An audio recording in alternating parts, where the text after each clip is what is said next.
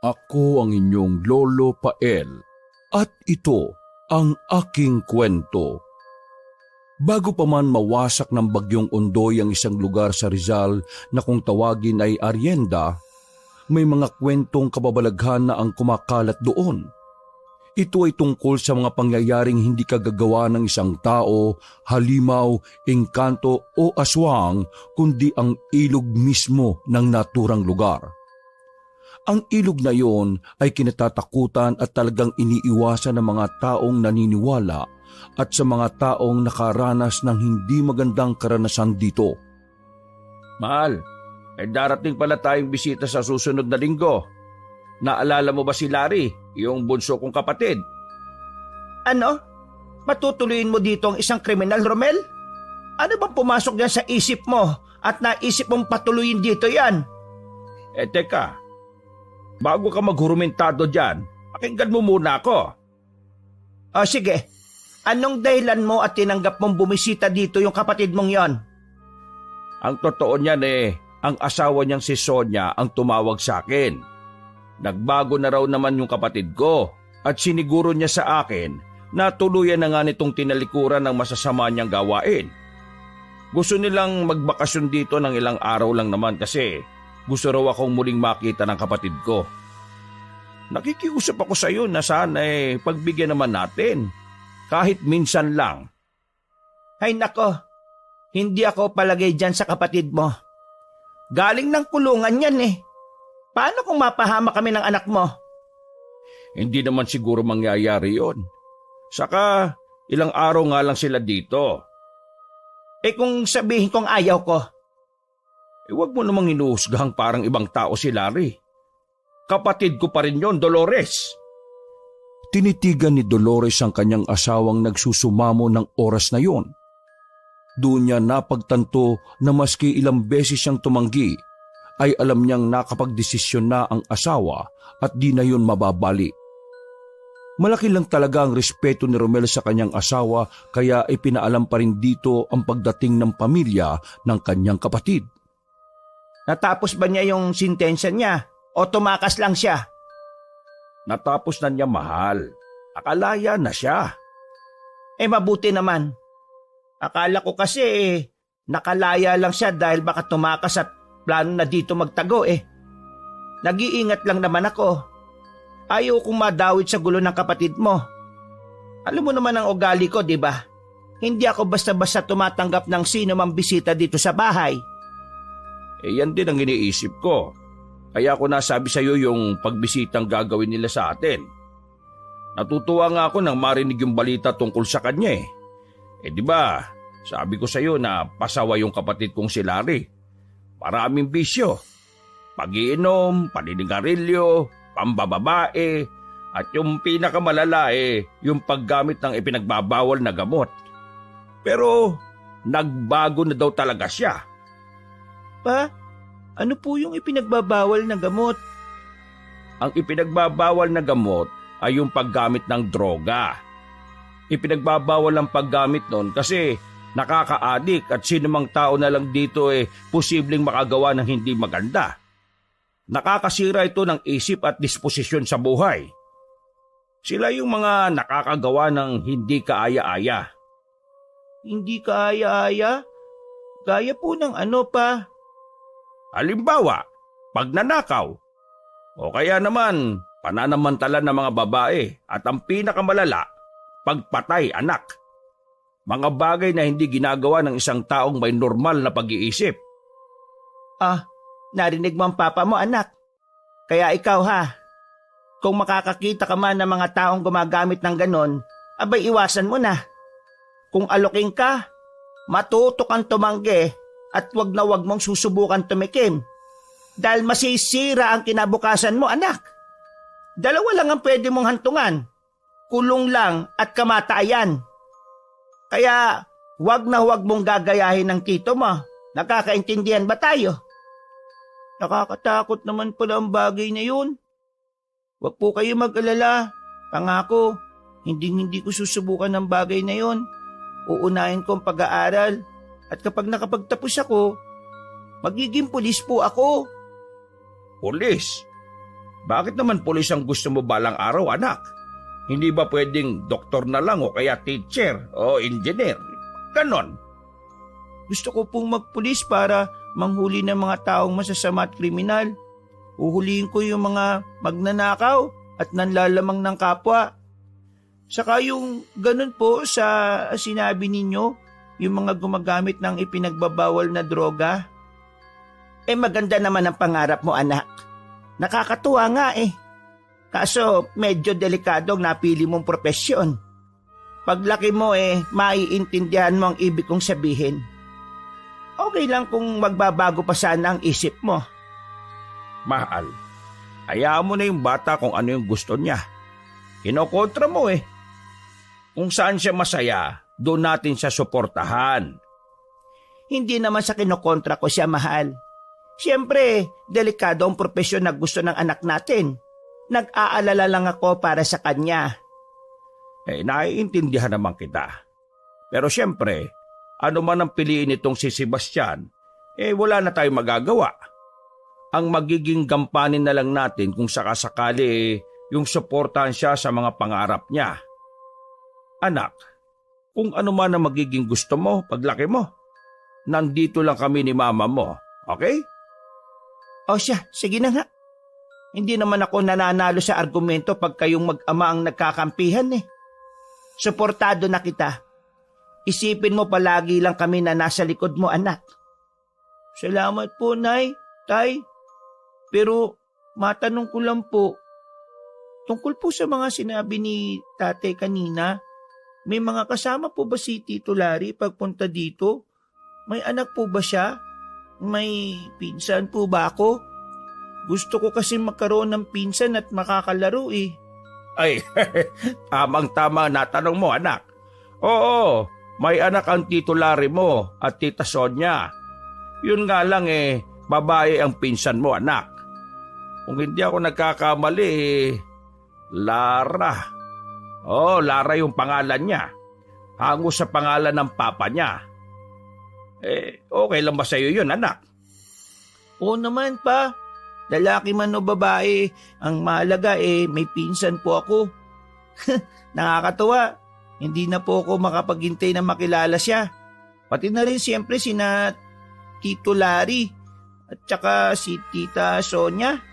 Ay, hindi ko pa po kasi sila nakikita eh. Hayaan mo. Mabilis lang ang araw. Hindi mo mamamalaya na tapos na pala ang isang buong linggo at...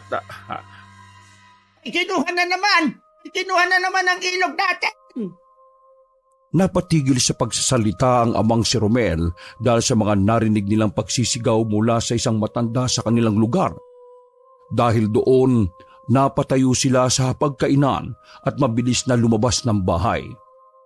Doon ay nadatnan nila ang matandang babae na gusgusin at talaga namang kilalang-kilala nilang lahat. Walang nakakalam sa pangalan nito pero ito ay matagal nang nakatira sa kanilang lugar. Bansag nila rito ay baliw o kaya naman ay kulang-kulang. Dahil minsan nagsisisigaw ito ng mga bagay na hindi naman nangyayari pero may pagkakataon din na nagsasabi ito ng totoo gaya na lamang ng mga tinura nito ng araw na yon. Sabi nyo, may kinuha na naman ng ilog? Mag-ama ang kinuha ng ilog dahil hindi nila ito nirespeto. Kaya kayo, na mayabang at walang pakundangan, mag-iingat kayo. Kapag ang ilog ang gumante, tiyak na isang buhay ang kukunin nito bilang kapalit. Hay, huwag niyo pong takutin ang mga tao rito. Manang, alam naman natin na ang mga nalulunod sa ilog ay hindi gawa ng kung ano pa man. Sila ay namatay dahil hindi marunong lumangoy o minsan dahil sa malakas na agos ng ilog. Hindi ako nananakot, iha. Ako ay nagsasabi lamang ng totoo. Dahil saksi ako kung paano manguha ang ilog na nasa harapan ng bahay ninyo. Sa tingin niyo ba, sasabihin ko lang ang mga bagay na ito dahil sa gusto ko? Hindi! Sinasabi ko to dahil ako mismo muntik nang makuha ng ilog na yon. Ha? Muntik nang makuha? Sa anong dahilan? Dati akong nagtatapon ng basura noon sa ilog. Lahat ng uri ng mga basura ay sa ilog ko hinahagis para hindi ko na kailangan pang magsunog o kaya naman ay maghukay pa ng lupa para ilibing ang mga iyon. Isang araw, niyaya ko ng 2 kong anak na maligo sa ilog na yan. Nagulat na lamang ako nang biglang umikot ang tubig pailalim at matapos noon ay unti-unti kaming hinihigop. Nakita ko kung paano lamunin ng tubig ang mga anak ko at nang kunin ko na mga palad nila, tinanggihan nila yon para makaligtas ako. Wala akong nagawa kundi ang umahon sa lupa at makita silang naglahong parang bula. Sa inyo lang po nanggaling ang kwentong yan. Wala naman pong nakitang iba na pwedeng magpatunay na nangyari ang mga yan sa inyo. Saka wala naman po kayong anak nung dumating kayo rito. Ay, pambihira. Kaya kumukonti na lang ang mga taong bumibisita sa ilog dahil po sa mga kwentong ganyan. Huwag na po nating tinatakot sana mga tao. Sayang ang ganda ng ilog. Masagana sa isda, tulya at iba pa. Totoo ang sinasabi ko, Iha. Hindi ako nagsisinungaling. Sinasabi ko na sa iyo, kinuha ng ilog na yon ng mga mahal kong anak. Babala. Isang babala ang sinasabi ko sa inyo. Huwag niyong lalapastanganin ng ilog. Naniningil ito. Maniwala kayo.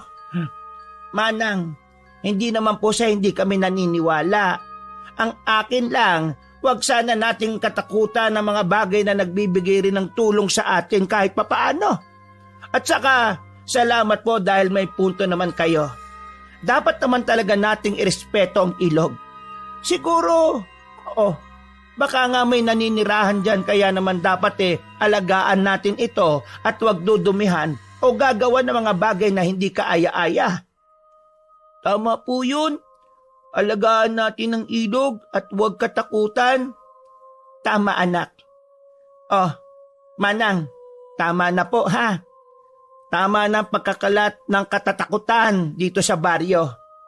Baka matakot ang mga bata.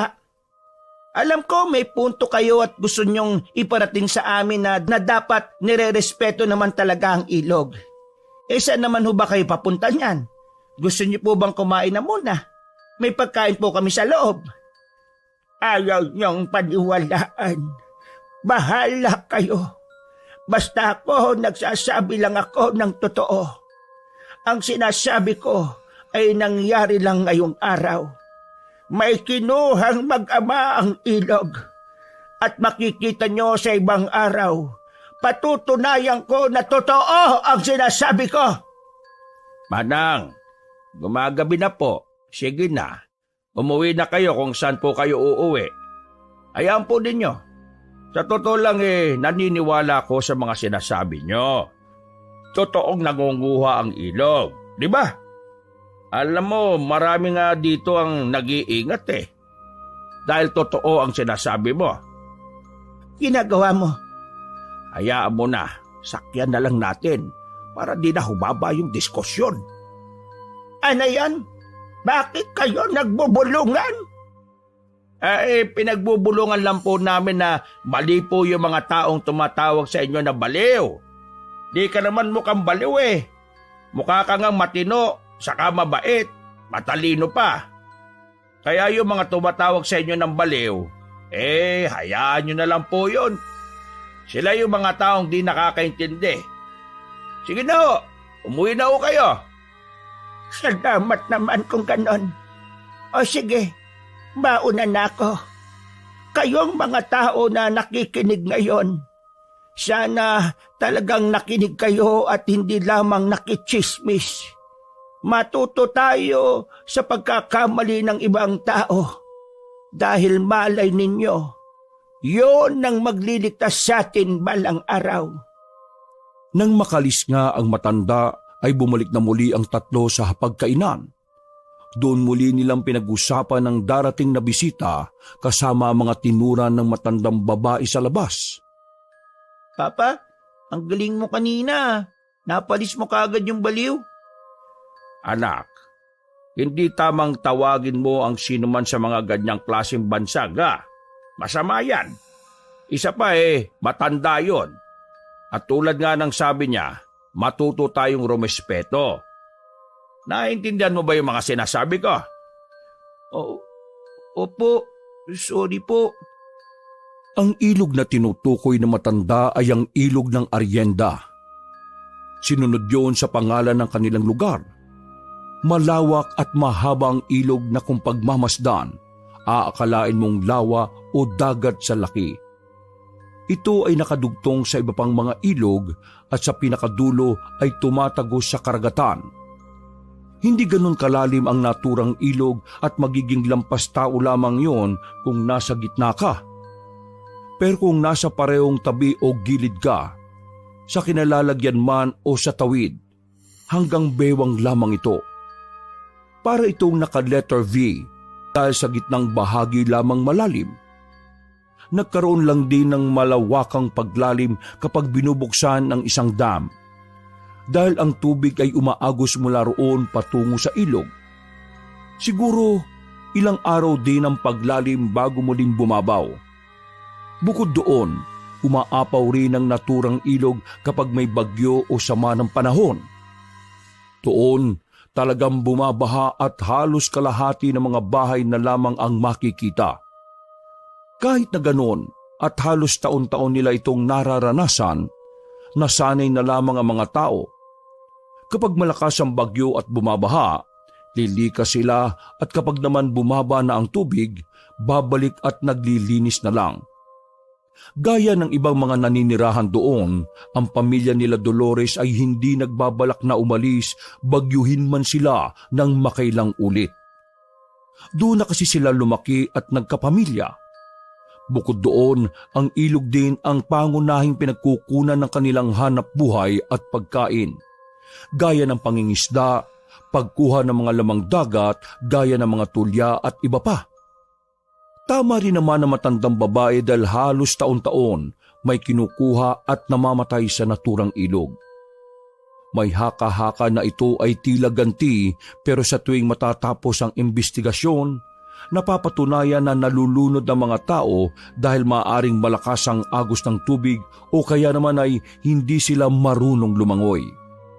Kaya naman ito ang itinatak ni Dolores sa isipan niya, sa asawang si Romel at sa anak na si Sebastian.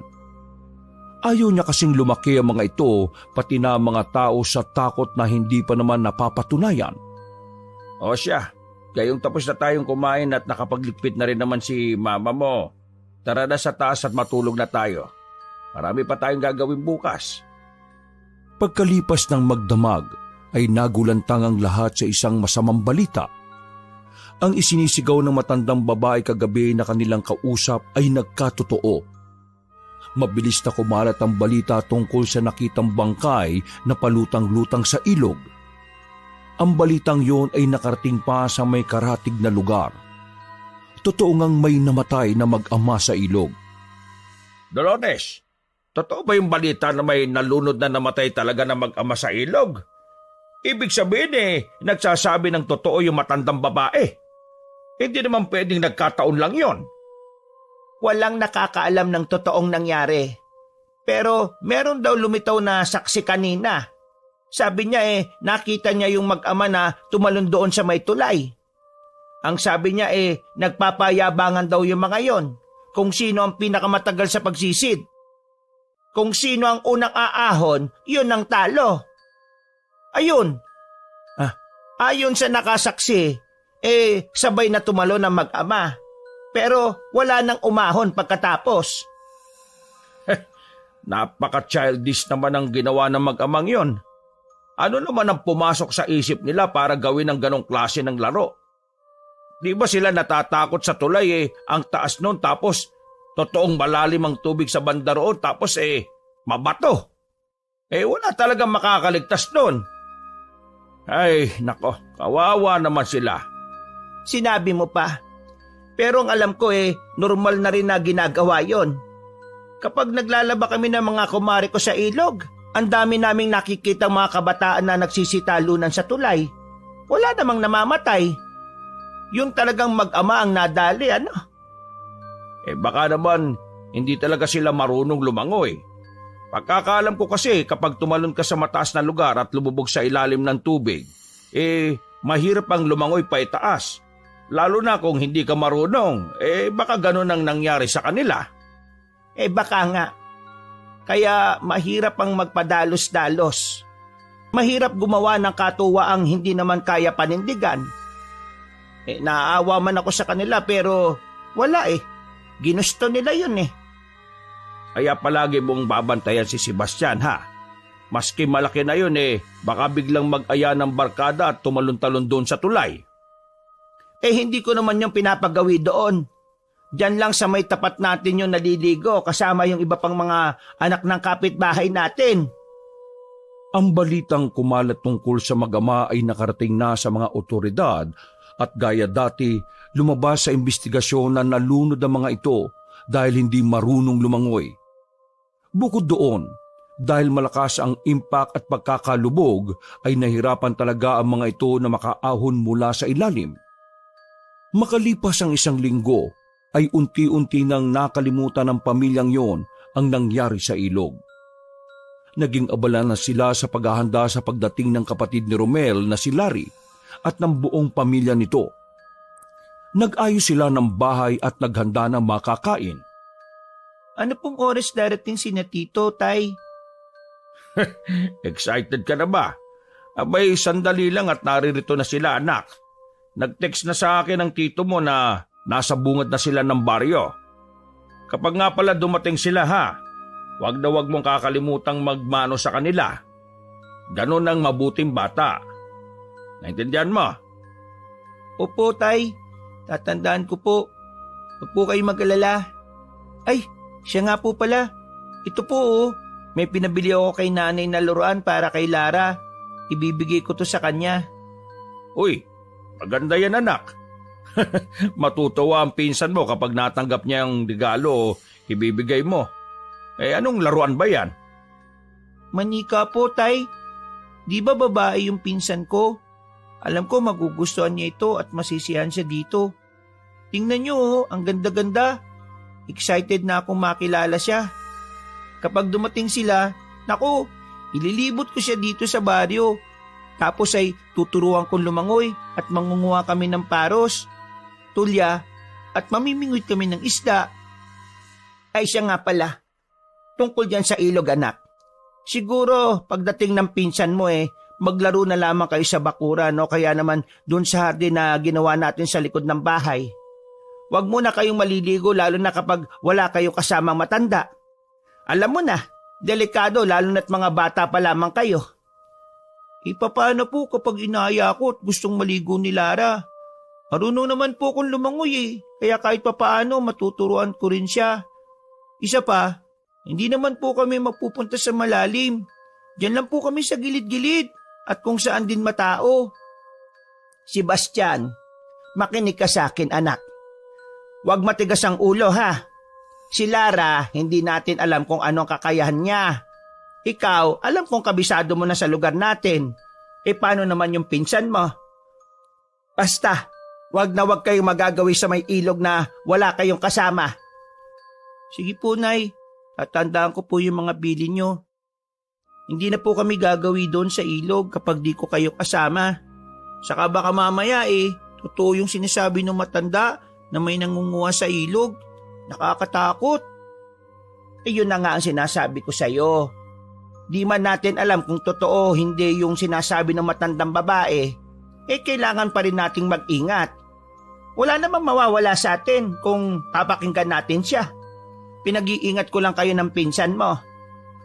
Tumango si Sebastian sa sinabi ng ina.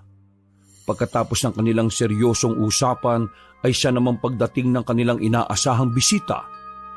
Agad na sinalubong sila ni Sebastian at nagmano sa mga dumating. Nakita niya ang isang napakagandang batang babae na si Lara.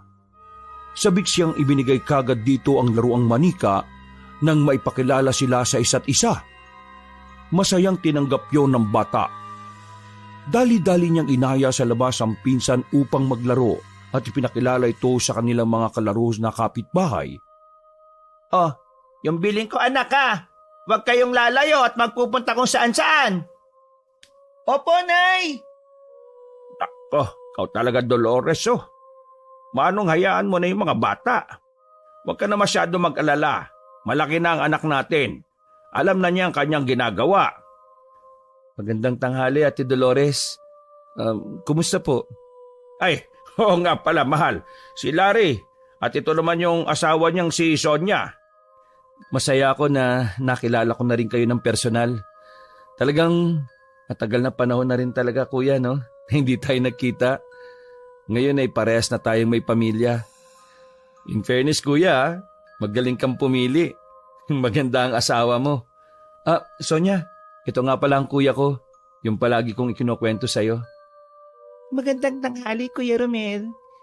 Pagpasensya niyo na itong asawa ko ha. Talagang ganyan yan magsalita. Na-excite yata talaga dahil alam niyo na, matagal na di nakita ang labas. Ay nako, huwag mo nang ihingi na tawad ang mokong na yan. Kabisado ko na ang ugali niyan talaga. Magmula noon hanggang ngayon di ka pa rin pala talaga nagbabago, no? Palabiro at bolero ka pa rin. Kumusta nga naman pala yung naging buhay ninyo? Pasensya na kayo kung hindi man lang ako nakakapag-abot ng tulong sa inyo. Nung mga panahon na yun nagsisimula lang naman din kaming mag-asawa at sobrang hirap ng buhay. Nalungkot din naman ako nung mabalitaan ko yung nangyari. Ay nako, wala yung kuya. Naintindihan ko naman yun. At saka, tapos na yun, no? Eto na ako, laya na ulit. Kumusta naman ang buhay mo doon? Ay nako kuya, mahirap ang buhay sa loob. Iba-iba ang mga kasama ko ron. Saka palaging takaw gulo. Kung mahina ka, wala ka. Kung di ka marunong makisama o lumaban, talo ka talaga. Ay, ayoko nang bumalik doon kuya. Nakakatroma. Maski sa loob ay nakikipag-away ka. Di ba pwedeng umiwas na lang sana? Hindi naman pwede yun, Kuya Romel Hindi naman ako ang nagsisimula ng gulo. Minsan kapag sumiklab yung away, damay-damay na yun. Siyempre kapag kinanti na ako, lalaban din talaga ako. Alangan naman magpatalo na lang tayo ng ganun-ganun na lang. Kapag mahina ka, ikaw ang palaging pagtitripan. Kaya kahit minsan, hindi ako nagpakita ng kahinaan sa lugar na yon. Lalaban ako hanggang kamatayan. Ayan ka na naman Ito naman Noon lang naman yon nung nasa loob ako. Pero nagbago na ako ngayon. At talagang iniiwasan ko na ang gulo. Saka hindi na rin naman talaga ako nagbibisyo. Perwisyo lang sa buhay yun Walang may dudulot na maganda. Tama yung ganyang mindset, bunso. Oo, kuya. Saka sa ngayon, inuuna ko na yung pamilya ko. Kailangan kong bumawi sa kanila Yan, mabuti naman kung ganon. Masaya akong marinig ang mga magandang balita na yan. Sana, bunso, magtuloy-tuloy na yung pagbabagong sinimulan mo. At saka, tamang unahin mo muna yung asawa at anak mo. Dahil hindi natin kabisado ang panahon. Habang nandito tayo sa mundong ibabaw, mabuti nang iparamdam natin ang pagmamahal sa mga taong nakapaligid sa atin. Tingnan mo kami nitong si Dolores. Hindi kami mapaghiwalay dahil pinili namin ang mga bagay na nakabubuti para sa amin. Kaya nga kuya Kaya mo, sa panahong ito, talagang may isang salita na ako. Tutuparin ko lahat ng ipinangako ko sa sarili ko na tuluyang pagbabago. Ay, siya nga pala kuya. Maiba lang. Nakita ko kanina habang papunta kami rito yung ilog. Ang ganda saka ang linis. Pwede bang maligo dyan? Ay oo, pwedeng-pwede. Pero bago yon, magdadasal muna tayo sa harap ng ilog para... Uy, ayos yan. Sandali lang Parang namiss ko talaga yung maligo sa ilog Pagtatanggal lang ako ng sapatos at damit, maliligo lang muna ako, kuya. Hindi na napigilan ni Romel ang kanyang kapatid nang pumunta na ito sa tabi ng ilog. Napakamot na lang siya ng ulo dahil di pa nga sila tapos magkumustahan ay di na nito napigilan ng pag-aaya sa magandang ilog. Naiintindihan naman yun ni Romel.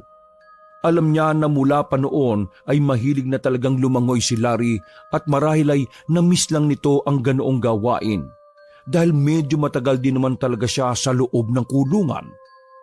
Samantala, inaya naman ni Dolores sa sala matapos silipin kung nasa ng mga bata, nakita niyang naglalaro lamang ang mga yun sa bakuran. Naku, pasensya na kayo sa asawa ko ha. Alam naman ni Kuya Romel yan. Makulit talaga at pasaway si Larry. Malaki na at may edad pero minsan may pagkaisip bata talaga. Buti nga, hindi nagmana sa kanya yung anak namin eh. Yang si Lara, lumaking mabait, tahimik at magalang ding bata. Ay ayos lang yun.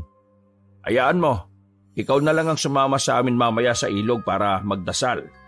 Isama na lang din natin ang pangalan ng kapatid ko. Yun din pala ang gusto kong itanong. Bakit kailangan pang magdasal bago lumangoy sa ilog? Marami pang namamatay dyan.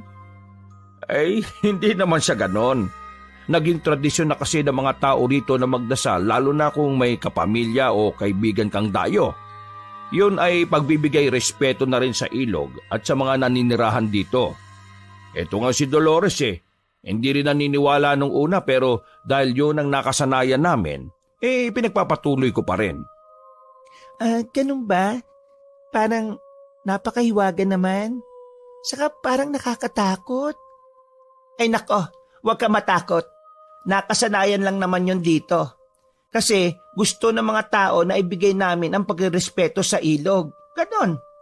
Para iwas lunod o kaya para iwasan ng kapahamakan. Pero huwag ka mag-alala, Sonia. Ligtas naman lumangoy dyan. Lalo kung dito lang naman sa tapat ng bahay. Marunong naman sigurong lumangoy ang asawa mo, hindi ba? Oo naman. Marunong yan. Ako lang at ang anak namin ang hindi masyado marunong lumangoy sa amin. Masarap lumangoy dyan. Malamig at malinis ang ilog. Hayaan mo, tuturuan kitang lumangoy. Pero sa ibang araw na ha. Magpahinga na muna kayo. Alam kong mahaba ang naging biyahe ninyo. Sige, maganda yan para kung sakaling masundan man ang pagbibisita namin dito. Sa susunod marunong na rin akong lumangoy. Ay nako, sigurado ko mag-i-enjoy ka. Lalo na kapag nalaman mo kung paano manguha ng tulya at paro sa ilog. Nagpatuloy nga ang masayang usapan ng mga ito. Makalipas ang ilang sandali, niyaya na ni Romel si Sonia na samahan sila sa ilog upang gawin ang naturang tradisyon. Pagdating doon, nadatnan niyang naroon pa rin si Larry at masayang naliligo at nagtatampisaw sa tubig.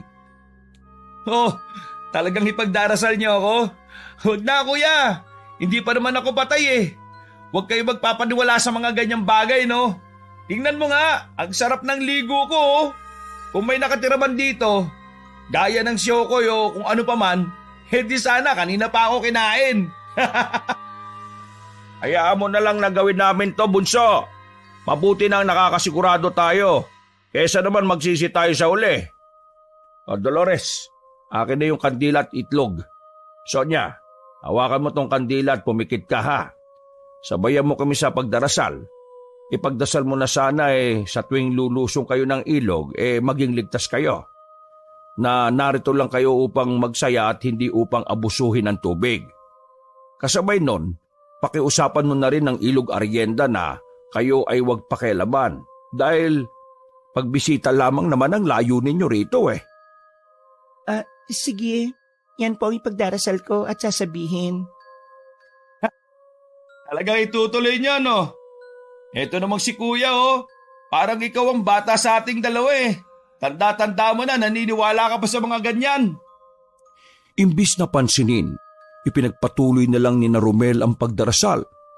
Nang matapos, agad din silang bumalik sa bahay nila at inayo sa mga pagkaing niluto. Hindi mo na sila kumain dahil sa hinihintay ang kapatid na si Larry. Gusto nilang sabay-sabay dahil nga sa mga bisita nila ito. Ilang minuto pa, sa wakas ay umahon na rin ito at natatawa silang pinagmasdan. Di ba? Anong sabi ko sa inyo? Hindi totoo yung mga pinaniniwalaan nyo, no? Ligtas ako, masaya at nasa harapan nyo ngayon. Saka, ang ganda ng ilog nyo. Ibang-iba sa mga ilog na nakita ko. Napakalinis at napakalamig ng tubig. At higit sa lahat, hindi nakakatakot. Okay, wag na muna natin pag-usapan yung tungkol sa ilog. Kanina ka pa namin hinihintay eh. Tara na, kumain na tayo. At marami-rami kaming niluto para sa inyo. Yun! Taman-tama. Nakakagutom pa naman ng maligo at magbabad sa ilog. Sebastian! Lara! Kakain na! Pumasok na muna kayo rito sa loob. Sabay-sabay na tayo dahil baka lumamig na itong pagkain, ha? Mamaya na po kami, Tay. Tatapusin lang namin tong nilalaro namin ni Lara. Malapit na po. Ay sige, sumunod kayo, ha? Magugas din kayo ng mga kamay bago kumain. Habang nasa hapagkainan nga ang mga magulang, hindi maiwasan ng dalawang bata na mag-usap ang mga ito. Na mga sandaling yon, naghuhukay sila at naglilibing sa lupa ng kung ano-ano mga bagay. Kasabay noon, naglalaro din sila ng mga robot, manika at iba pa. Totoo ba yung kwento tungkol sa tatay mo? Tiningnan lamang siya ng batang babae at hindi umimik. Adik ba ang tatay mo? Muli ay hindi siya sinigot ni Lara. Ni hindi rin ito tinapunan siya ng tingin. Patuloy lamang ito sa paglalaro. Pero ngayon, okay na siya, di ba? Hindi na siya gumagamit ng ipinagbabawal na gamot. Sa wakas ay tumingin sa kanya si Lara at sinagot ang kanyang tanong. Sinabi nitong may sasabihin daw itong isang sikreto, ngunit binilinan niya ang pinsan na huwag ipagsasabi ang sikretong yon. Sikreto lamang daw nila yung dalawa. Sige, akong bahala. Magaling ako magtago ng secrets. Yun din kasi ang tinuro sa akin ng nanay ko eh.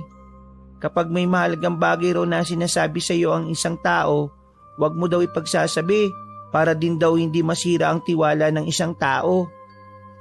Nagsimulang dumaldal si Lara.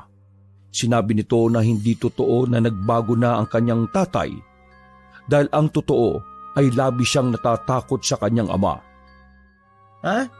Bakit naman? Nakita niyang sumusungaw ang maliit na luha sa mata ng batang babae.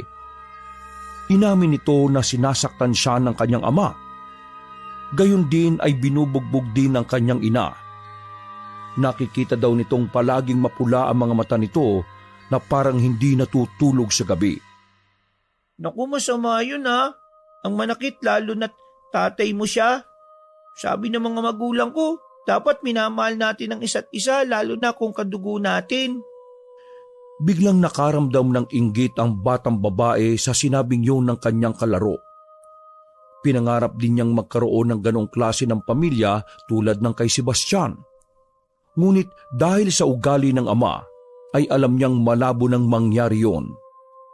Lalo't palagi silang tinatakot ng kanyang tatay na kailangan nilang magpanggap na maayos sila upang hindi makialam ang ibang tao sa kanilang pamilya.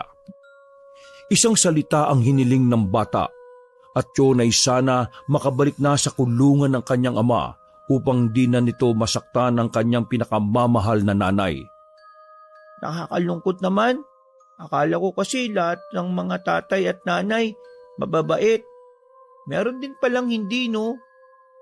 Muli ay pinaalalahanan siya ni Lara na isikreto nila ang kanilang napag-usapan. Oo naman, promise.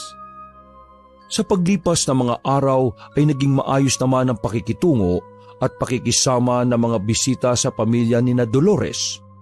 Nagkaroon sila ng masasayang kwentuhan tungkol sa mga buhay, pamilya, pag-ibig at marami pang iba. Yun nga lang, nagbago ang lahat dahil sa unti-unting paglabas ng tunay na ugali ni Larry. Ang ugali nitong inakala ni na Romel na binago at inalis na sa kanyang sarili. Kuya, labas lang ako sandali ha. Magyoyosi lang.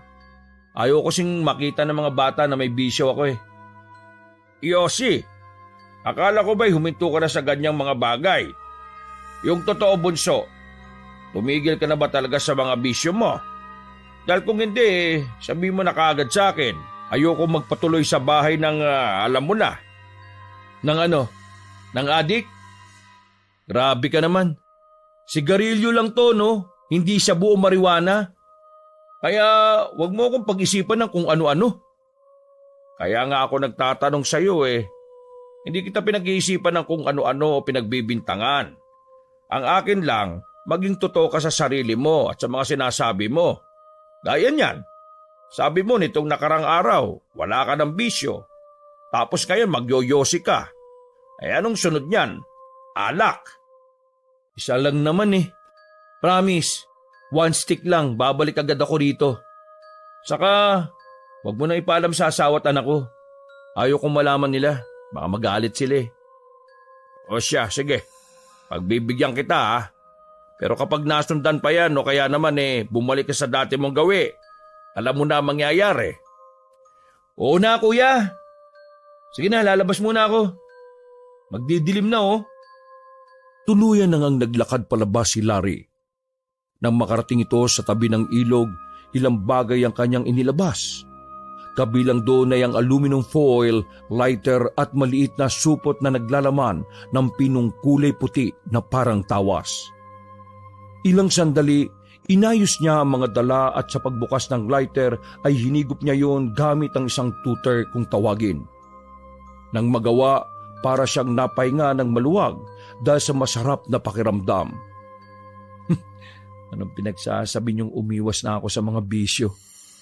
Ang tagal kong nagtiis sa loob ng kulungan.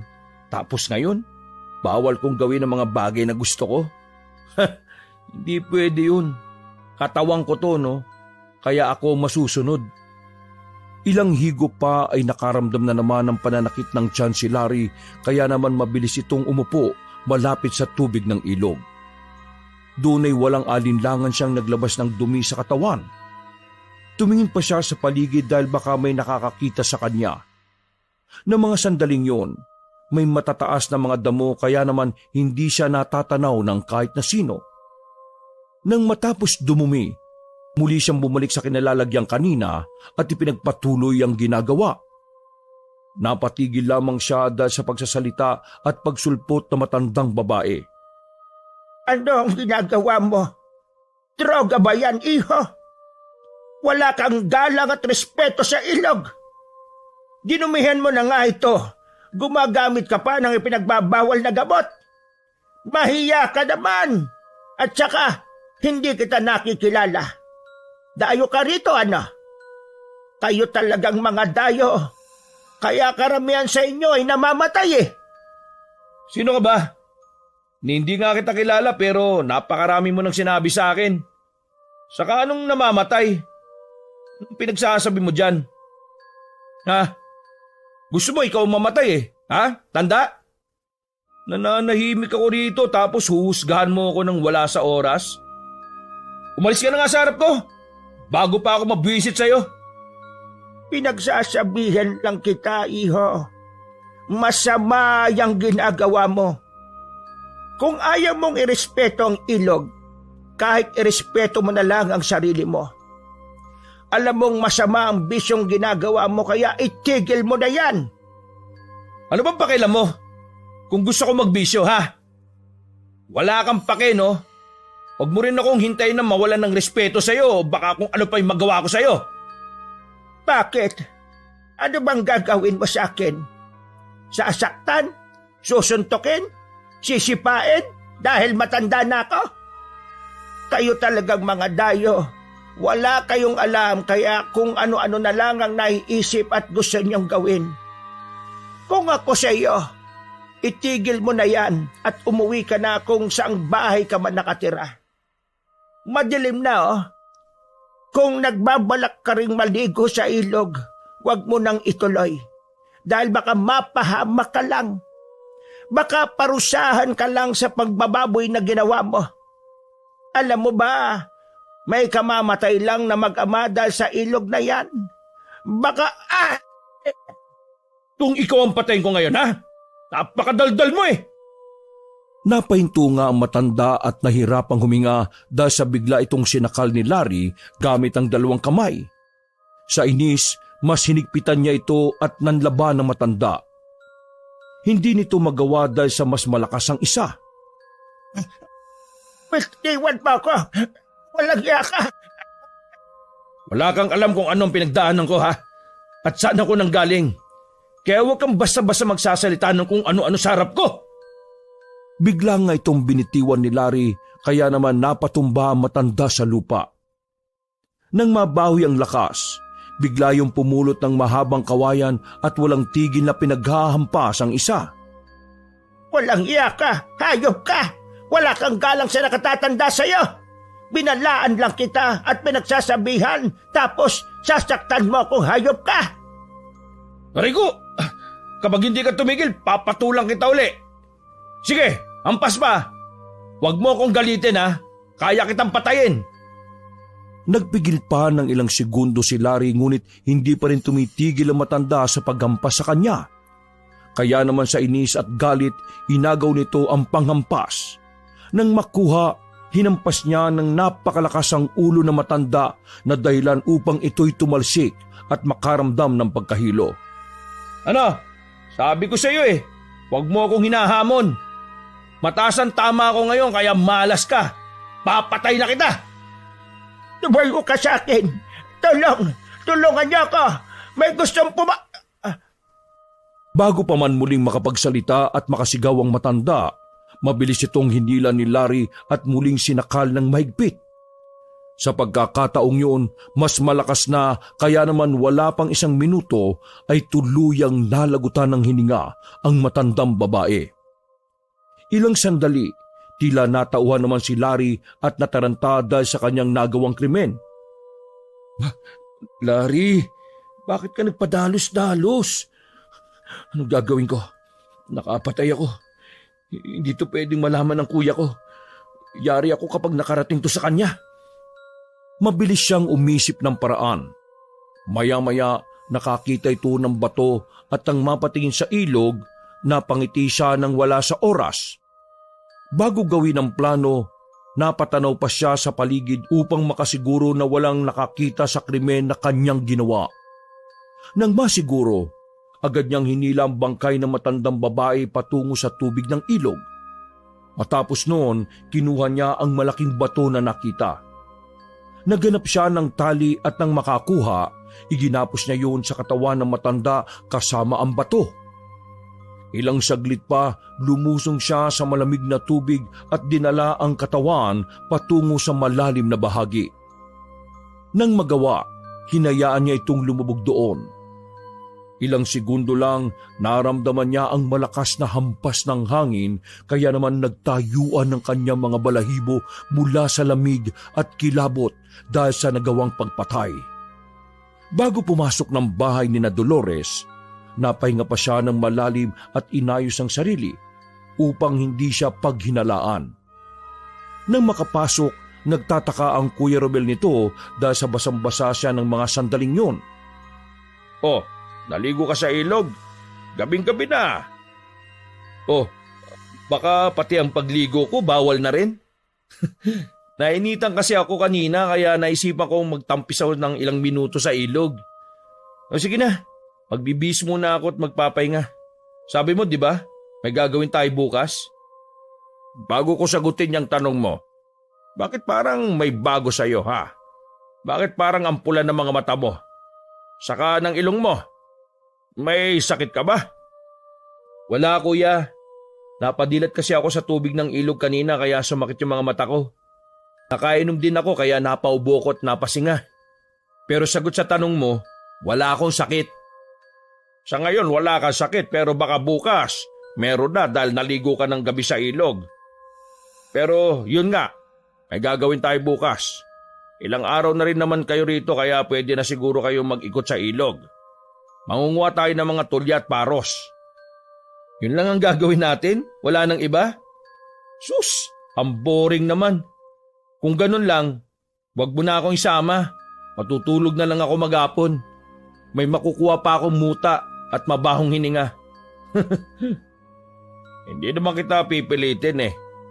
Pero balita ko, maraming itlog ng bibi sa tawid ng ilog. Bala ko pa namang manghiram ng bangka para manguha doon. Ayaw mo ba talaga sumama? Teka. Ibang usapan na yan. Kapag sinabi mong mangunguha, magnanakaw tayo? Hoy, hinaan mo lang yung boses mo. Baka marinig ka ng mga asawa natin. Sikreto lang to kaya sana wag mong ipagsabi. Sabi kasi nakakilala ko, ngayon daw ang buwan ng pagingitlog ng mga bibi sa kabila o tawid ng ilog. Kapag nakarating tayo doon, magkukunwari tayong naghahanap ng mga tulya pero ang totoo mangangapa tayo ng mga itlog sa putikan. Yan, sige, game ako pag ganyan. Akala ko, ako lang ang pasaway sa ating dalawa Pinagbabawalan mo pa ako magbisyo pero ngayon tinuturuan mo ako magnakaw minsan lang naman to. Wala kasi akong ibang alam na banding na pwede nating gawing dalawa Minsan lang din tayo magkita kaya naman gusto kong maging memorable para sa atin. Sa bagay, kapag seryosong bagay kasi hindi tayo magkasundo Tama yan kuya. Dapat isipin mo rin kung saan tayo sasayang pareho. Gaya niyan. Pag nanakaw ng mga itlog, pasensya na, hindi ko maiwasang matawa Oo na, nakakatawa na yung gagawin natin. O sige na, magbihis ka at magpahinga sa kwarto nyo. Baka magkatotoo yung sinabi ko magkakasakit ka. Nagbanlaw na nga ito at nakapagbihis. Naging maayos ang paglipas ng mga oras ngunit sa paglalim ng gabi ay naalimpungatan si Dolores dahil nakarinig siya ng mahinang pag-aaway mula sa katabing kwarto. Dahil sa kabang nararamdaman, ginising na rin ito ang asawang si Romel na mahimbing na sana ang tulog. Samantala, nanatiling tulog ang anak nilang si Sebastian na mukhang pagod dahil sa maghapong paglalaro kasama si Lara. Bakit? Ano bang problema? Oras na. Tumayo ka nga muna dyan. Mukhang nag-aaway yung mag-asawa sa kabilang kwarto. Halika, pakinggan natin. Wag na. Hayaan mo na sila.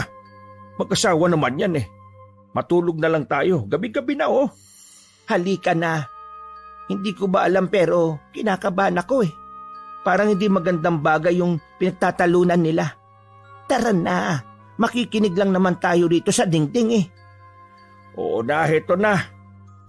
Storbo naman to, sarap na ng tulog ko Inaantok pa man, pinilit na samahan ni Romel ang asawang si Dolores na makinig sa kabilang kwarto.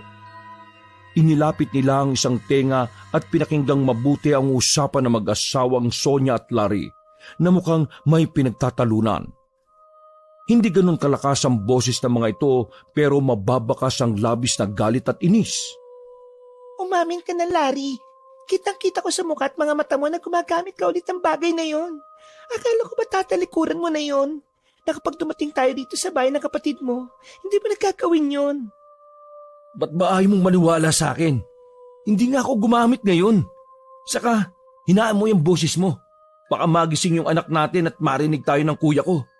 Uulitin ko hindi ako gumagamit. Kahit paano naman kaya ko magpigil no?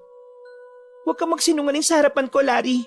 Hinayaan kita na bumalik sa bisyo mo nung nasa Maynila tayo pero huwag naman dito sa pamamahay at lugar ng kapatid mo. Nakakaya para sa kanila dahil bisita lang tayo rito. Isa pa, kahit para na lang sa anak mo, magbagong buhay ka na. Nakikiusap ako.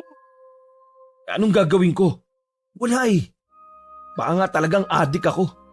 Nakulong ako sa loob ng maraming taon at paglabas ko, akala ko'y nakalimutan ko na mga bagay na yon. Pero ang nangyari, nasabik pa ako lalo. Ibig sabihin, totoo nga ang hinala ko. Nakagamit ka ngayon ng droga. Diyos ko naman, Larry Pumili ka naman ng lugar at panahon. Kapag nalaman to ng kuya mo, mapapalayos kagad tayo rito. Tapos babalik tayo sa Maynila para mag-addict ka na naman? Alam mo, wala sanang problema kung may bisyo ka Kaso nag-iiba yung isip mo kapag nakakagamit ka. Sana, wala kang ginawa ngayon. Sana. Ano? Pinagbibintangan mo ba ako?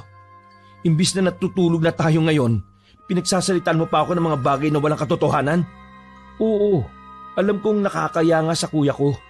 Kaya nga pinipilit ko magpigil Pero anong magagawa ko? Gumagamit ako pero kontrolado ko ang isip ko. Wala akong ginawang masama at lalong wala akong gagawin kung anumang bagay na sisira sa tiwala ng kuya ko. Siguraduhin mo lang. Dahil kung gagawa ka na naman ng katarantaduhan, iiwan ka talaga namin ng anak mo. Huwag naman ganun, Sonia. Imbis na tulungan mo ako magbago parang pinabayaan mo pa ako. Anong pinababayaan? Ilang beses na kitang pinagsabihan at kahit sinasaktan mo ko tuwing uuwi kang lasing at nakagamit, hindi kita iniwan. Pinipilit kitang intindihin kaya sana naman ma-appreciate mo yon. Huwag mo akong hintayin mapuno, Larry. Dahil baka yan ang maging desisyon ko. Ang iwan ka. Matulog na nga tayo, pakiusap. Huwag ka munang tatabi sa akin at sa anak mo. Hindi ko masikmura yan kasinungalingan mo at mga bisyo mo. Sus, napaka-arte mo. O sige, doon na lang ako matutulog sa kusina. Bukas itiko mo yung bibig mo Ayaw kong makarating to sa kapatid ko. Ayaw kong magalit siya sa akin at pagtabuyan ako. Kilala mo ko. Tiniis kita at minahal pa rin. Hindi ako yung taong sisiraan ka kahit sirang-sira ka na. Uulitin ko, huwag mo lang hintayin na mapuno ako. Nang marinig ang mga usapan, hindi maiwasan ni Romel ang mapailing. Pero imbis na magalit at puntahan ng kapatid, pinakalma niya ang sarili. Ayaw niyang gumawa ng kahit anong aksyon dahil base sa pagsasalita ng kapatid, alam niyang maaari pa itong magbago. Kailangan niyang makaisip ng paraan para mangyari yon. Ano? Wala kang gagawin? Diba ang usapan natin kapag walang bisyo ang kapatid mo, welcome siya rito. Pero kapag meron, ayaw ko siyang makita sa pamamahay natin. Ayaw ko ng adik at mas lalong ayaw ko ng lulong sa droga. Romel, magdesisyon ka dahil baka tayo naman na mag-away. Hindi ko alam, mahal. Gusto ko man siyang palayasin ngayon pero hindi ko magawa. Pwede bang bigyan natin siya ng ikalawang pagkakataon? Narinig mo rin naman ang usapan nila, di ba? Nakikita mo namang gusto niya ring magbago pero... Ang taong gustong magbago, magbabago. Pero sa kaso ng kapatid mo, mukhang malabo na mangyari yon. Ilang taon siyang nakakulong tapos paglabas, droga kagad? Hindi ko alam pero wala na akong tiwala sa kanya. Pakiramdam ko sa mga susunod na araw, gagawa ng kalokohan yan. Sana naman hindi na umabot sa ganun, Romel. Ayaw kong tayo ang magsisi sa huli. Pakiusap, gumawa ka ng aksyon nang hindi tayo mapahamak. O sige. Kakausapin ko siya ng mahinahon at matino bukas.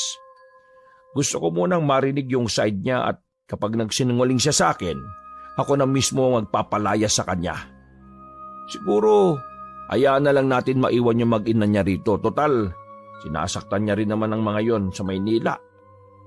Baka lang ganun ang mangyari. Depende sa magiging sagot niya sa akin bukas. Bahala ka. Sana nga lang madaan niyang pagbabago niya sa matinong usapan.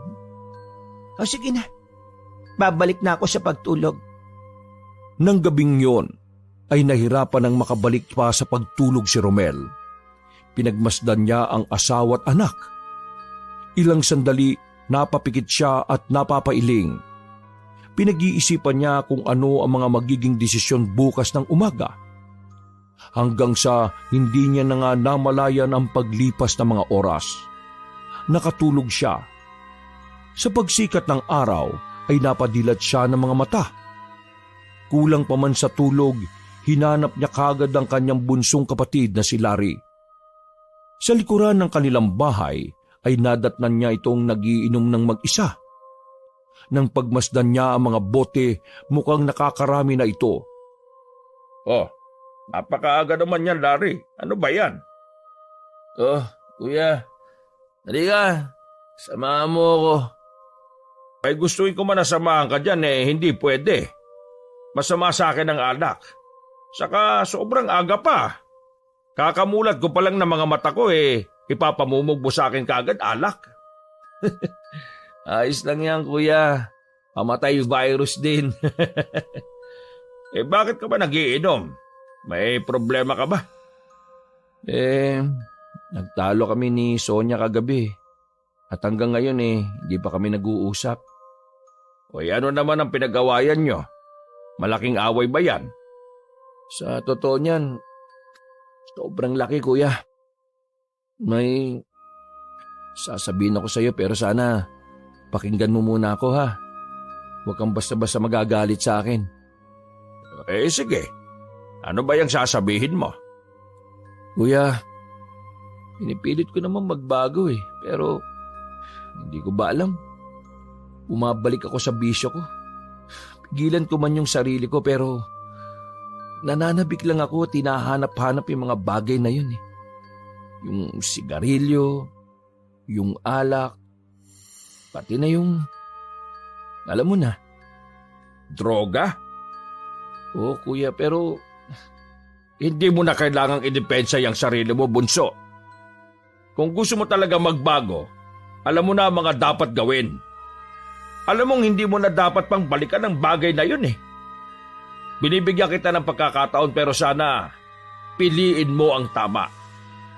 Hindi ako nagagalit ngayon dahil sa ginagawa mo. Nagagalit ako dahil napakasakit na makita ang sarili kong kapatid na naliligaw ulit ng landas. Teka, bakit parang hindi ka na nagulat? Bakit parang alam mo na ang lahat Siguro, narinig mo yung usapan namin kagabi, no? Hindi na importante kung narinig ko o hindi. Pero Larry, alam mong masama yung ginagawa mo. Nakulong ka na ng dahil dyan Ano pa ang gusto mong mapatunayan? Sa tono ng pagsasalita mo, parang sinasabi mo na gustong-gusto kong maging ganito ako Inuhusgahan mo na ako Bunso, hindi kita hinuhusgahan. At gaya ng asawa mo, naiintindihan kita. Ang kailangan mo lang gawin, ikaw naman na mag-isip at umintindi. Hindi sa lahat ng pagkakataon ng mga taong nakapaligid sa iyo ang dapat laging umuunawa. Larry, tulungan mo din ang sarili mo.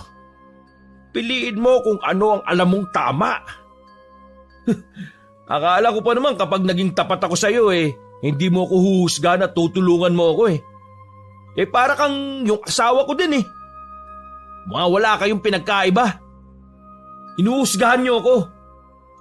Hindi naman ako masamang tao May puso din naman ako at may pakiramdam. Wala na talaga makakaintindi sa akin Ano ba yan? Ano ba pinagsasabi mo? Nakikinig ka ba? O sinasadya mo magbingi-bingihan? Larry, iproseso mo nga muna yung mga sinasabi ko.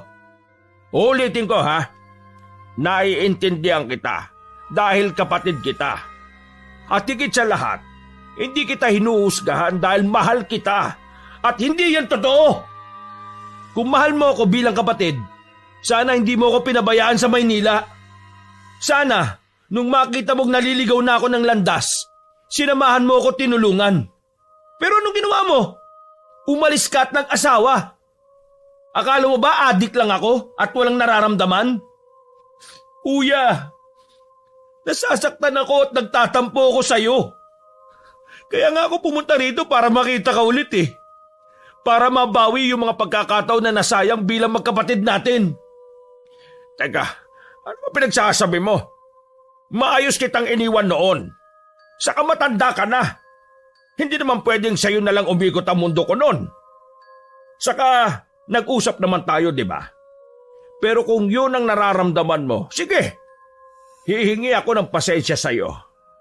Pero yung landas na pinatunguhan mo, abay hindi ko kasalanan yon. Choice mo yon. Pinabayaan mo talaga ako noon, kuya. Ang sama mo. Kung alam mo lang kung ano ang mga naging karanasan ko nung iniwan mo ko kay Lola. Masama si Lola. Nananakit siya noon. Wala ako naging takbuhan kundi ang barkada hanggang sa natutunan ko na nga yung mga ganitong bagay. Kasalanan mo kung bakit ako naging ganito. Pare-parehas lang talaga kayo Katulad ng matandang napatay ko. Ano? Anong sabi mo? Ano matandang napatay? Wala yun. Dati pa yun nung nasa kulungan ako. Nabanggit ko lang. Siya nga pala, uwi na kami ng pamilya ko. Nararamdaman ko kasi na hindi na kami welcome sa bahay na to. Ramdam ko sa kilos at lalo na dyan sa asawa mo. Salamat na lang sa pagpapatuloy sa amin. Teka, hanapin ko na lang yung anak ko at uuwi na kami. Oo, teka. Hindi pa tayo tapos mag-usap, bunso. Hoy, bumalik ka rito! Naiwan ngang naiinis at nagtataka si Romel. Gusto niya manghabulin ng kapatid ngunit natulala siya at napapaisip sa mga katagang binitiwan nito, lalo na ang salitang matandang napatay. Hindi niya agad maunawaan kung ano ang ibig sabihin nito. Habang naroon, ilang minuto ay dumating na rin si Dolores kasama ang asawa ng kanyang kapatid na si Sonia. Oh, bakit ganyan ang itsura mo, mahal? Ha? Ay, wala naman. Nakita mo ba rito si Larry, kuya? Nagiinom lang siya rito kanina nang iniwan namin. Karoon kami ng pagtatalo pinagsasabihan ko lang naman na ayusin na niya yung sarili niya. Ayun, nagalit. Inuusgahan ko daw siya. Naku, pasensya na kayo, kuya. Ewan ko ba sa asawa ko kung anong nasa isip? Nakakaya talaga. Mabuti pa umuwi na lang siguro kami at... Ay nako, Sonia. Huwag kang mahiya. Wala ka naman naging kasalanan Ang totoo niyan aalokin sana namin kayo ni Lara na magbakasyon na lang muna talaga dito sa amin. Ngayon, kung ayaw ni Larry na magbago, siya lamang ang uuwi sa inyo, dun sa Maynila. Dito na lang kayo ni Lara. Naku, hindi papayag si Larry niyan, panigurado. Matigas ang ulo nun kaya tsak napipilitin kaming sumama sa kanya ano man ang mangyari. Mamaya iaayos ko na yung mga gamit namin. Sayang lang at hindi matutuloy yung pangunguha natin ng tulya. Pwede naman natin ituloy. Ano, tara na, ngayon na. Huwag niyo na munang isipin ang pag-uwi. Teka, wala si Larry. Nasaan na kaya yun? Sige na, mauna na kayo sa ilog. Hahanapin ko lang siya at susubukan kausapin ulit. Sige, mauna na kami, Ramel, ha? Yung mga anak natin, pakihanap na rin. Kung lulusong man sila sa ilog mamaya samahan mo. Sige.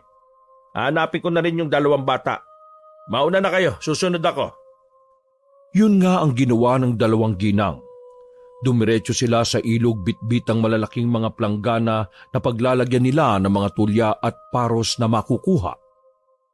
Sa hindi inaasahan, nagtataka si Dolores dahil nang magsimula sila, wala pang 5 minuto ay halos mapununan nila ang lagayan. Ng mga sandaling yun, napakaraming tulya at mga paro silang nakapa at nakuha sa maburak na ilog ng Arienda. Sa maburak na ilog ng Arienda. Ang dami nito Tingnan mo, pati doon sa mga kapitbahay nyo marami ring nakuha. Ganito pala kasagana ang ilog ninyo. Nakakabilib naman. Dito kapag masipag ka, hindi ka magugutom.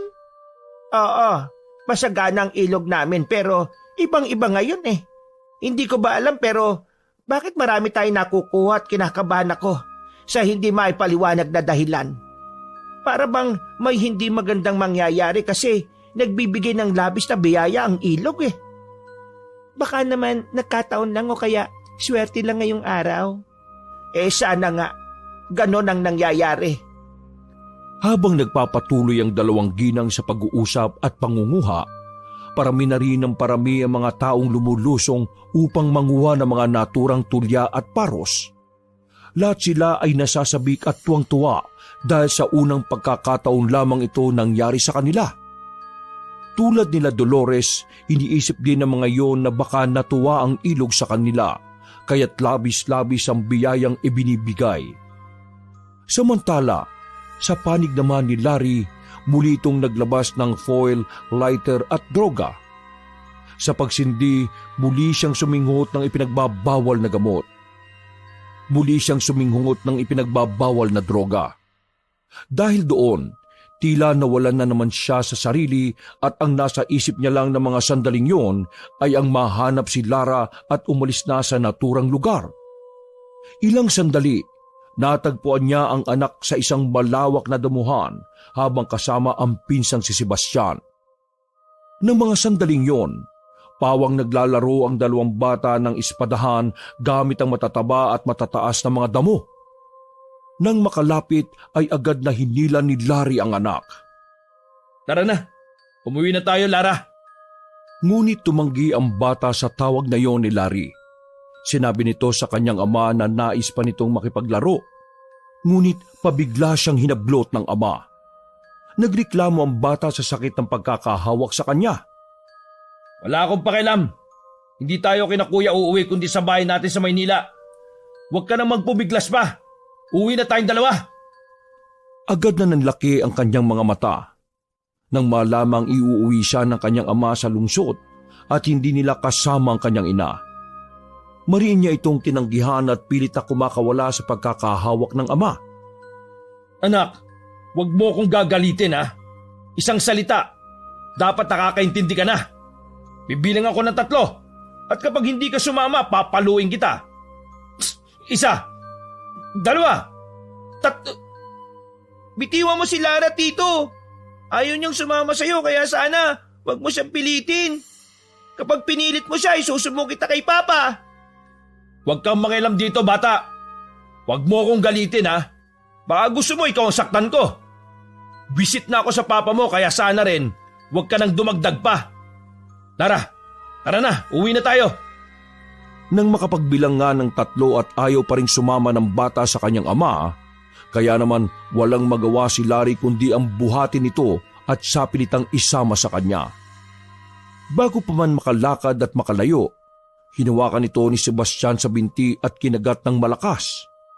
Dahil doon, nabitiwan nito ang anak na si Lara. Aray! Walang iya kang bata ka. Manda ka sa akin, papatayin kita. Lara, tumakas ka na. Pumunta ka sa nanay mo at isumbong mo si Tito. Napatigil ang bata dahil sa ginawang paggampas ni Larry sa ulo nito mula sa may kalakihang bato na napulot sa lupa. Ilang sandali, bumagsak ang katawan nito at dahan-dahang nagdilim ang paningin habang tumutulo pababa sa kanyang noo ang sariwang dugo. Kayo sa akin. Sabi ko sa iyo huwag mo akong gagalitin Dahil hindi ko nasaktan ng papa mo, ikaw na lang ang pag-iinitan ko at papatayin. Nagulantang ang batang babae nang pag-aampasin ng kanyang tatay ang ulo ni Sebastian hanggang sa ito'y mawalan na ng buhay. Dahil doon, napatakbo si Lara upang puntahan ang kanyang ina pati na ang mga magulang na namatay niyang pinsan. Hahabulin pa sana ito ni Larry ngunit natulala na lamang yon dahil sa mga nagawa. Tila bumalik siya sa katinoan at saka lamang naunawaan na napatay niya na ang sariling pamangkin. Ilang sandali, wala siya sa sariling nagtungo sa tabing ilog upang kitlin sana ang sariling buhay. Pero bago mangyari yon, nakarating na si Lara sa harapan ng kanyang inang si Sonia at ni Dolores. Nang makita ang batang umiiyak, napaahon ito upang kausapin yon. Sakto ring naroon at parating na si Romel dahil kanina pa ito naghahanap. Kaagad na sinabi ni Lara sa mga ito na wala na si Sebastian at pinatay ito ng kanyang tatay. Ano? Pinagsasabi mo? Nasaan si Sebastian? Nasaan ang anak ko? Itinuro ng bata kung saan naroon ang dugo ang katawan ng pinsan. Hindi totoong sinasabi mo. Romel, nasaan ang anak natin? Di ba sabi mo, hahanapin mo siya? Nasaan na siya? Nasaan na? Bago pa magsalita ang lalaki, ay agad nitong tinungo ang direksyong tinuro ng batang si Lara. Habang naglalakad ng mabilis, labis na kaba ang kanilang naramdaman at paulit-ulit na sinasabi sa isip na sana nag-iilusyon lang ang kanyang pamangkin dahil nakakatakot ang mga sinabi nito. Ngunit napahinto siya at nagulantang sa mga nakita. Gaya nga ng sabi ng bata, naroon si Sebastian sa damuhan. Napapaliguan ito ng sariling dugo at wala ng buhay. Hindi! Ang anak ko! Si Sebastian, hindi ka patay. Anak, hindi pwede mangyari to. Huwag mo kaming iwan ng tatay mo. Anak ko! Sa galit, Nanginginig pa man at naghihinigpis ay mabilis na hinanap ni Romel ang kanyang bunsong kapatid na si Larry. Ilang sandali, natagpuan niya itong palusong na sa ilog. Nang maabutan, isang malakas na suntok at sipa ang binigay niya rito, kaya naman tuluyang yung nahulog sa tubig. Nang umangat yun, tumalon siya patungo rito at gamit ang kanyang bisig, inipit niya ang leeg nito. Unang hiya ka! Pinatay mo ang anak ko! Pinatay mo ang sarili mong pamangkin! Bakit? Bakit mo ginawa yon? Hindi ko alam, kuya. Hindi ko alam kung bakit ko nagawa yon. Hindi ko sinasadya. Hindi ko gusto dahil nawala ako sa pag-iisip ng dahil sa droga. Ilang beses ka na nga namin pinagsasabihan tungkol sa bagay na yan, pero anong ginawa mo? Ipinagpatuloy mo pa rin. At ngayon, dinamay mo pa ang anak ko. Hindi kita mapapatawad. Papatayin din kita. Hinikpitan pa nga ni Romel ang pagkakakapit sa leeg nito. Makailang beses na nilunod pero dahil malakas ang isa, nakakalaban ito kahit na papano. Mamamatay ka! Mamamatay ka! Kuya, tama na. Ayaw ko bang mamatay? Kuya, pakiusap! Nang lulunurin ngang muli ito ni Romel, napahinto siya sa ginagawa at nabitiwan ng kapatid nang lumutang mismo sa harap nila ang bangkay ng matandang babae.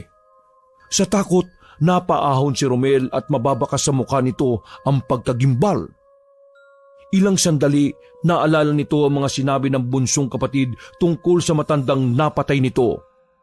Ngayon, napagtanto niya na mukhang ito nga ang tinutukoy nito. Ikaw rin ba ang pumatay sa kanya? Umamin ka! Imbis na sagutin ang tanong niya, nagulat siya dahil mabilis na lumangoy ang kapatid niya patungo sa malalim na bahagi ng ilog. Sa nakikita niya, mukhang balak nitong tumawid sa kabila upang makatakas, kaya naman bago magawa yon, muli siyang tumalon sa ilog at hinabol ito. Sa paglipas ng mga minuto, ilang metro na lang sana ay maaabutan na ito ni Romel, ngunit napahinto sila ng may kakaibang nararamdaman sa ilalim ng tubig.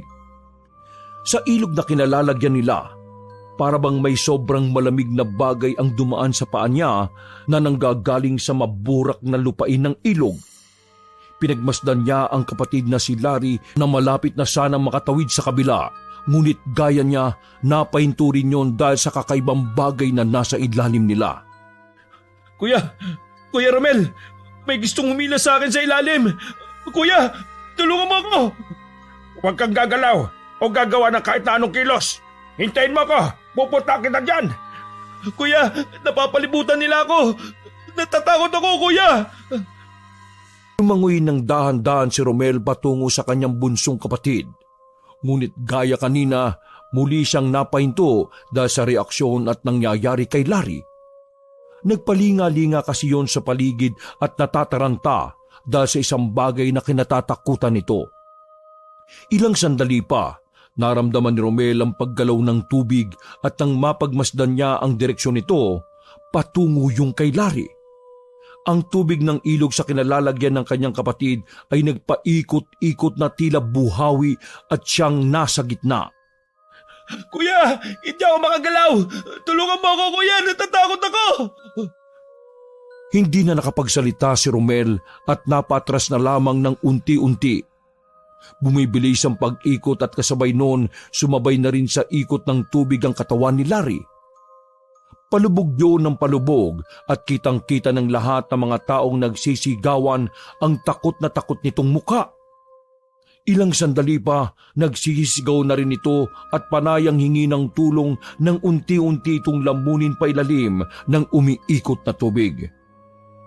Hanggang sa ang nakataas na kanang kamay na lang nito ang makikita.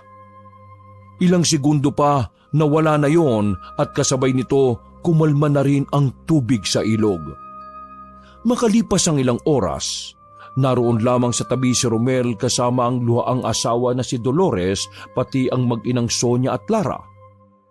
Tulala sila at hindi makapaniwala sa mga nangyari ng araw na yon. Hanggang sa dumating na nga ang mga rescuer pati na ang kapulisan.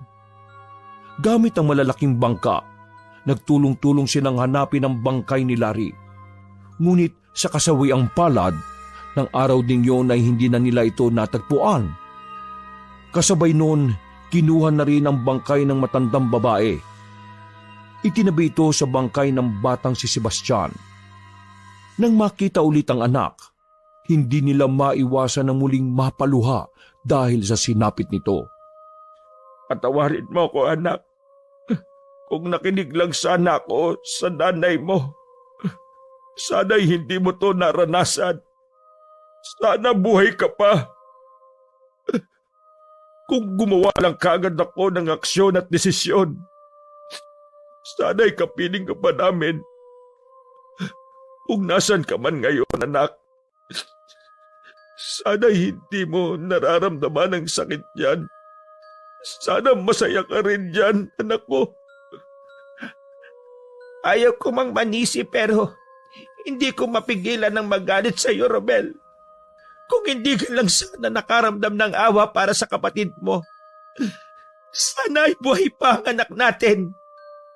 Kung pinawasan mo lang sana ang pagiging mabait mo, hindi sana to naranasan ng anak natin. Habang buhay kitang sisisiin dahil sa nangyari sa kanya. Patawarin mo ko, Dolores. Pakiusap. Patawarin mo ko. Wala na si Bastian. Patay na ang anak natin. Wala na. Natapos nga ang araw na yon na puno ng galit, tampo, iyakan at hinagpis. Pagsapit ng umaga ay binurol na ang bangkay ni Sebastian kasama na rin ang bangkay ng matandang babae dahil wala naman itong ibang kamag-anak sa lugar. Samantala ay nahirapan ang mga tao na hanapin ang bangkay ni Larry. May ilang kalalakihan na nagboluntaryo pa para hanapin ito. Subalit bigo sila. May isang matanda sa baryo na tumawag ng albularyo upang mas mapadali ang paghahanap. Ayaw na kasing patagalin pa ang bangkay sa ilog dahil alam nilang labis yung makakaapekto sa kanilang kabuhayan at pagkain. Naghagis ng unan ang albularyo at sinabing kung saan tatangayin ang unan ay naroon ang bangkay ni Larry. Sinundan nila ito at doon nga sa hinintuan ng unan ay nakita nilang naroon ang bangkay ng kriminal.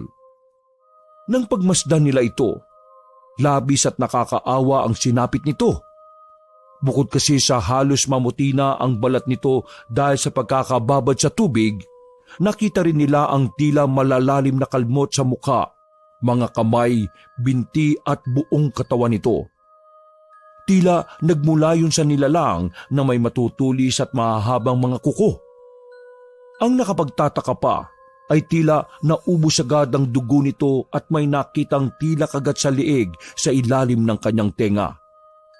Nang makita na ng lahat ang bangkay ni Larry, doon ay napagtanto nilang tama nga ang matandang babae noon, na nagsasabi ito ng totoo tungkol sa ilog na nangunguha ng mga taong masama at walang respeto.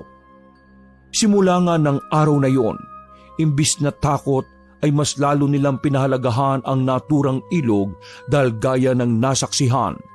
Alam nilang hindi lang sila ang nilalang doon at naninirahan. Simula nga ng masaksihan ng mga tao ang pangyayaring yon, ay marami na ang umiikot-ikot na kwento tungkol sa ilog.